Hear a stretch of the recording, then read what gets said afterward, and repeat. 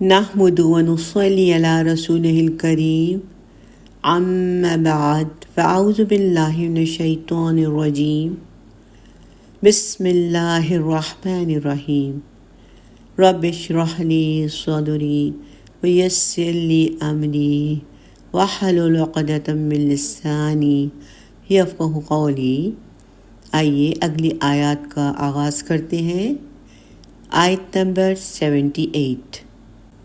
وَهُوَ الَّذِي أَنشَأَ لَكُمُ السَّمْعَ وَالْأَبْصَارَ وَالْأَفْئِدَةَ،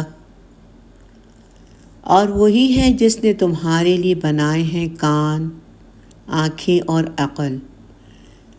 قَلِيلًا مَا تَشْكُرُونَ، بہت کم ہے جو تم شکر ادا کرتے ہو۔ اللہ سبحانہ تعالی قیامت کے دن مردوں کو دوبارہ زندہ کرنے پر یقیناً قادر ہیں۔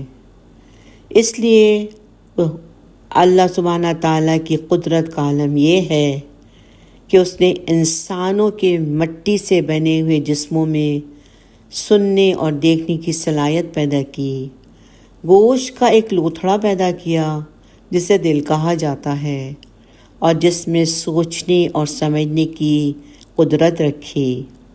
ان نعمتوں سے مومن اور کافر سبھی فائدہ اٹھاتے ہیں، لیکن مشرکین ان کا شکر ادا نہیں کرتے، کیونکہ شکر کا عملی تقاضا تو یہ تھا کہ وہ ایمان لے آئیں۔ ایمان لانے کا مطلب یہ ہے کہ اللہ تعالیٰ کی بنائی ہوئی تمام چیزوں کا وہ تہ دل سے شکر ادا کرتے ہیں، اور اللہ کی وحدانیت پر ان کا پکا یقین ہے۔ لیکن یہ سب دیکھتے جانتے بوجھتے بھی وہ اللہ کے شکر گزار بندے نہیں بنتے ہیں۔ آیت نمبر 79۔ وَهُوَ الَّذِي ذَرَأَكُمْ فِي الْأَرْضِ وَإِلَيْهِ تُحْشَرُونَ، اور وہی تو ہے جس نے زمین میں تمہیں پھیلا دیا ہے، اور پھر اسی کی طرف تم سب جمع کر دیے جاؤ گے۔ اور اس اللہ سبحانہ تعالیٰ نے انسانوں کو پہلی بار کسی بھی سابقہ نمونے کے بغیر پیدا کیا، پھر ایک نظام کے تحت ان کی تعداد کو بڑھا کر پوری دنیا میں پھیلا دیا، اور جب قیامت آئے گی تو پھر وہ اپنی قبروں سے اٹھ کر میدان محشر میں جمع ہو جائیں گے، اور اس کے سامنے اپنے اعمال کا حساب چکائیں گے۔ تو جس نے انہیں پہلی بار پیدا کیا وہ یقیناً انہیں دوبارہ زندہ کرنے پر قادر ہے، بے شک۔ آیت نمبر 80۔ وَهُوَ الَّذِي يُحْيِي وَيُمِيتُ وَلَهُ اخْتِلَافُ اللَّيْلِ وَالنَّهَارِ، اور وہی ہے جو زندہ رکھتا ہے اور موت دیتا ہے، اور اسی کا کام ہے دن اور رات کو بدلنا۔ افلا تعقلون، کیا تم عقل سے کام نہیں لیتے؟ لیکن انہوں نے کیا جواب دیا؟ آیت نمبر 81۔ بل قالوا مثل ما قال الاولون، بلکہ انہوں نے بھی وہی کہا جو ان سے پہلوں نے کہا تھا۔ وہی رب ہے جو ایک قطرے سے زندگی بناتا ہے، پھر خون کے لوتھڑے میں روح پھونکتا ہے، اور مختلف اطوار سے گزار کر ایک مکمل انسان کی شکل میں رحم مادر سے باہر نکالتا ہے۔ اور وہی تو ہے جو لیل و نہار یعنی دن اور رات کو گھٹاتا اور بڑھاتا ہے۔ ان تبدیلیوں پر اس کے علاوہ کوئی دوسرا قادر نہیں۔ تو اے اہل مکہ، کیا تمہاری عقل میں اتنی سی بات نہیں آتی کہ جس نے پہلی بار بغیر کسی سابقہ نمونے کے تمہیں پیدا کیا تھا وہ یقیناً دوبارہ پیدا کرنے پر قادر ہے۔ حقیقت یہ ہے کہ جس کے دل کی آنکھ اندھی ہوا کرتی ہے اسے کسی دلیل سے کوئی فائدہ نہیں پہنچتا ہے۔ آیت نمبر 82۔ قَالُوا أَإِذَا مِتْنَا وَكُنَّا تُرَابًا وَعِظَامًا وَعِظَامًا أَإِنَّا لَمَبْعُوثُونَ۔ انہوں نے کہا تھا کہ کیا جب ہم مر جائیں گے اور مٹی ہو جائیں گے اور ہماری ہڈیاں ہی رہ جائیں گی تو کیا ہمیں پھر اٹھا لیا جائے گا؟ آیت نمبر 83۔ لَقَدْ وُعِدْنَا نَحْنُ وَآبَاؤُنَا هَٰذَا مِن قَبْلُ۔ اس کی دھمکی ہمیں دی جا رہی ہے اور اس سے پہلے ہمارے آباء و اجداد کو بھی دی گئی تھی۔ إِنْ هَٰذَا إِلَّا أَسَاطِيرُ الْأَوَّلِينَ۔ یہ کچھ بھی نہیں مگر قصے ہیں اگلے لوگوں کے۔ جیسے پچھلی آیت میں بات کی گئی کہ حقیقت یہ ہے کہ جس کی دل کی آنکھ اندھی ہو اسے کسی دلیل سے کوئی فائدہ نہیں پہنچتا، اسی لیے تمام دلائل اور تمام باتیں سننے کے باوجود گزشتہ منکرین آخرت کی طرح انہوں نے بھی یہی کہا کہ ہم جب مر کر مٹی ہو جائیں گے، ہماری صرف ہڈیاں رہ جائیں گی، سب کچھ گل سڑ جائے گا، تو کیا دوبارہ زندہ کر کے قبروں سے اٹھائے جائیں گے؟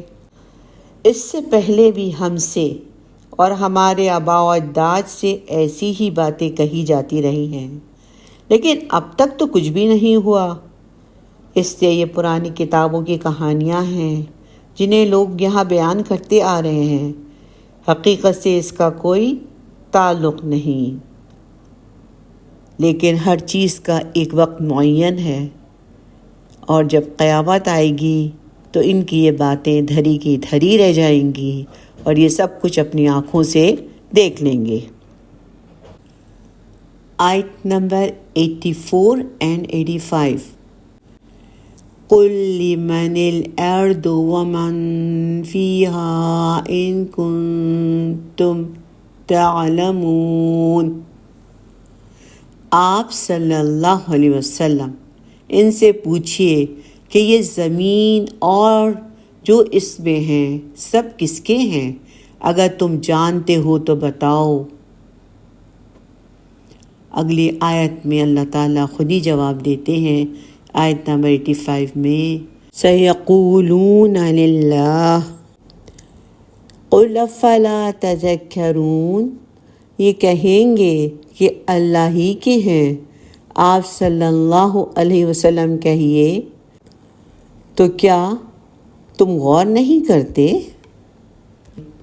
مرنے کے بعد اٹھائے جانے کے عقیدے پر مزید دلیل پیش کی جا رہی ہے کہ اے میرے رسول صلی اللہ علیہ وسلم، اگر آپ ان کافروں سے پوچھیں گے کہ زمین اور اس پر موجود تمام مخلوقات کا مالک کون ہے تو کہیں گے کہ اللہ نے انہیں پیدا کیا اور وہی ان کا مالک ہے۔ تو پھر آپ ان سے کہیے کہ تم اتنی بات کا ادراک نہیں کر پاتے، جس نے انہیں پہلی بار پیدا کیا ہے وہ انہیں دوبارہ پیدا کرنے پر بھی قادر ہے۔ آیت نمبر 86 and 87۔ قُلْ مَن رَّبُّ السَّمَاوَاتِ السَّبْعِ وَرَبُّ الْعَرْشِ الْعَظِيمِ۔ آپ ان سے پوچھئے کہ ساتوں آسمانوں کا اور عرش کا مالک کون ہے؟ اگلی آیت میں جواب ہے جو اللہ تعالیٰ ہی دے رہے ہیں، سَيَقُولُونَ لِلَّهِ قُلْ أَفَلَا تَتَّقُونَ۔ کہیں گے کہ یہ سب کچھ بھی اللہ کا ہی ہے۔ آپ کہیے کہ کیا تم اس اللہ سے ڈرتے نہیں ہو؟ اے میرے رسول صلی اللہ علیہ وسلم، اور آپ ان سے پوچھیں گے کہ ساتوں آسمان اور عرش عظیم کا رب کون ہے، تو وہ کہیں گے کہ اللہ ان کا رب ہے، پھر آپ ان سے کہہ دیجئے کہ اگر تم یہ جانتے ہو اور جاننے کے باوجود اس کے ساتھ کسی کو شریک بناتے ہو اور قرآن اور رسول کو جھٹلاتے ہو تو کیا تم اس کے عذاب سے ڈرتے نہیں ہو؟ تم لوگ اللہ کو اس دنیا کا مالک اور خالق مانتے ہو اور اسے عرش اور فرش کا مالک بھی تسلیم کرتے ہو، لیکن اس کے ساتھ بتوں اور دیوی دیوتاؤں کو بھی اس کا شریک بناتے ہو، تو کیا تمہیں ایسی جسارت کرتے ہوئے ذرا بھی خوف محسوس نہیں ہوتا ہے؟ آیت نمبر 88۔ قُلْ مِن بِيَدِهِ مَلَكُوتُ كُلِّ شَيْءٍ وَهُوَ يُجِيرُ وَلَا يُجَارُ عَلَيْهِ إِن كُنتُمْ تَعْلَمُونَ۔ ان سے یہ بھی پوچھئے کہ کون ہے وہ جس کے ہاتھ میں اختیار ہے ہر چیز کا، اور جو پناہ دیتا ہے اور جس کے مقابلے میں کسی کو پناہ نہیں دی جا سکتی، اگر تم جانتے ہو تو بتاؤ۔ اگلی آیت میں جواب ہے اس کا جو اللہ تعالیٰ نے دیا ہے، سَيَقُولُونَ لِلَّهِ قُلْ فَأَنَّىٰ تُسْحَرُونَ۔ یہ کہیں گے کہ یہ شان تو اللہ ہی کی ہے۔ آپ صلی اللہ علیہ وسلم کہیے کہ پھر کہاں سے تم پر جادو ہو جاتا ہے؟ یہ کون سا جادو اور فریب ہے جس کے اثر سے تم لوگ یہ سب کچھ تسلیم کر کے پھر شرک پر آمادہ ہو جاتے ہو؟ اس آیت میں اللہ تعالیٰ فرما رہے نبی کریم صلی اللہ علیہ وسلم کو کہ اے میرے رسول، اگر آپ ان سے پوچھیں گے کہ ہر چیز کا مالک کون ہے اور کس کے ہاتھ میں ہر چیز کا خزانہ ہے، کون ہے جو جسے چاہتا ہے پناہ دیتا ہے اور کوئی نہیں اسے روک سکتا، اور جسے وہ نقصان پہنچانا چاہے کوئی اسے بچا نہیں سکتا، تو وہ فوراً کہیں گے کہ یہ تو اللہ ہے، اللہ کے سوا کوئی ان باتوں پر قادر نہیں۔ تو پھر آپ ان سے کہہ دیجئے کہ یہ جانتے ہوئے کیوں دھوکہ کھاتے ہو، کیوں دوبارہ مرنے کے بعد اٹھائے جانے کے عقیدے پر انکار کرتے ہو؟ آیت نمبر 90۔ بل اتیناہم بالحق وانہم لکاذبون۔ بلکہ ہم تو ان کے پاس حق لے کر آئے ہیں، لیکن یہ یقیناً جھوٹے ہیں۔ اللہ سبحانہ تعالیٰ نے قرآن کریم کے ذریعے قول برحق کی خبر دی کہ اس کے سوا کوئی معبود نہیں، اور اس کی حقیقت کو واضح کرنے کے لیے اللہ تعالیٰ نے واضح دلائل پیش کر دیے۔ اس لیے کفار قریش اور جو بھی اللہ کے ساتھ غیروں کو شریک بناتے ہیں، یہ محض ان کا جھوٹ اور فریب ہے، جیسا کہ اللہ تعالیٰ نے اسی سورت کی آخری آیت میں فرمایا، جو شخص اللہ کے ساتھ کسی دوسرے معبود کو پکارے گا جس کی کوئی دلیل اس کے پاس نہیں ہے، تو اس کا حساب اس کے رب کے پاس ہوگا۔ اللہ کی ذات کے ساتھ شرک ظلم عظیم ہے اور اس کی کوئی معافی نہیں۔ اللہ تعالیٰ ہر طرح کے شرک سے ہر ایک کو بچائے، آمین۔ آیت نمبر 91 and 92۔ 91۔ ما اتخذ اللہ من ولد وما کان معہ من الہ۔ اور اللہ نے ہرگز کسی کو اپنی اولاد نہیں بنایا اور نہ ہی اس کے ساتھ کوئی اور معبود ہے۔ اذا لذهب كل الہ بما خلق ولعلى بعضهم على بعض۔ اگر ایسا ہوتا تب تو ہر معبود اپنی مخلوق کو لے کر الگ ہو جاتا اور ان میں سے ایک دوسرے پر چڑھائی کر دیتا۔ سبحان اللہ عما یصفون، اللہ سبحانہ تعالیٰ پاک ہے اس سے جو یہ بیان کر رہے ہیں۔ اللہ تعالیٰ کے بارے میں یہ لوگ جس طرح کی باتیں کرتے ہیں وہ ان سے پاک اور بہت ہی عرفہ اور اعلیٰ ہے۔ آیت نمبر 92، عالم الغیب والشہادہ فتعالی عما یشرکون، وہ جاننے والا ہے ہر غیب اور ظاہر کا، چنانچہ وہ بہت بلند ہے اس شرک سے جو یہ لوگ کر رہے ہیں۔ اللہ سبحانہ تعالیٰ نے اپنی نہ کوئی اولاد بنائی ہے اور نہ اس کے ساتھ کوئی دوسرا معبود ہے، اس لیے کہ اگر کئی معبود ہوتے تو ہر ایک اپنی مخلوقات میں سے اپنی مرضی کے مطابق تصرف کرتا اور نتیجہ یہ ہوتا کہ نظام عالم کو سنبھالنے میں ان کے درمیان ٹکراؤ پیدا ہوتا۔ لیکن معاملہ اس کے برعکس ہے، پورے عالم کا نظام اللہ تعالیٰ نے منظم طریقے سے اور ایک خاص نظام کے تحت بنایا ہوا ہے۔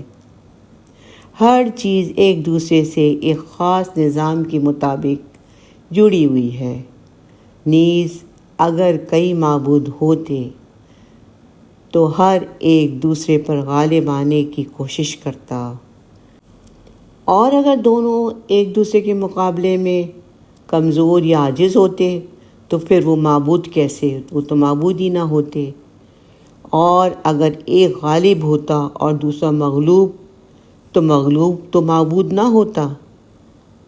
اس لیے اللہ سبحانہ تعالیٰ نے فرمایا سبحان اللہ عما یصفون، اس کی ذات ظالم مشرکوں کے اس دعوے سے پاک ہے کہ اس کا کوئی بیٹا ہے یا اس کا کوئی شریک ہے، وہ تو غائب اور حاضر سب کا علم رکھتا ہے۔